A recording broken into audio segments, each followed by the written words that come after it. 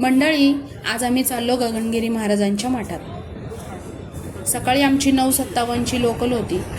मग रेल्वे स्टेशनला आल्याच्यानंतर मी तिकीट वगैरे घेतली, लोकल पण टायमिंगवर आली। त्यानंतर आम्ही लोणावळ्याला पोहोचलो।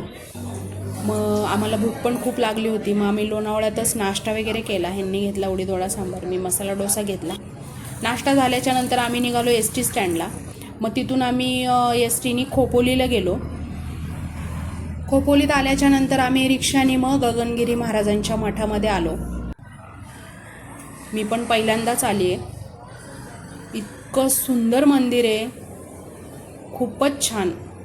मग मंदिरात आल्याच्यानंतर थोडीशी गर्दी होती। मग रांगेत थांबलो, महाराजांचे दर्शन घेतले। दर्शन पण आमचे खूप छान झाले।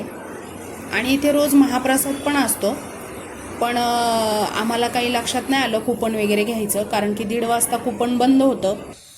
त्यामुळे मग आम्हाला महाप्रसाद काही घेता आला नाही।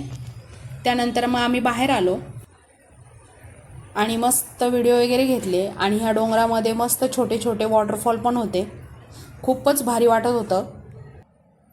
मग आम्ही मंदिरामध्ये थोड्या वेळ बसलो आणि संध्याकाळच्या लोकलने आम्ही रात्री पुण्याला पोहोचलो। तर चला मंडळी, भेटू पुन्हा नेक्स्ट मिनी ब्लॉगमध्ये। तोपर्यंत बाय बाय।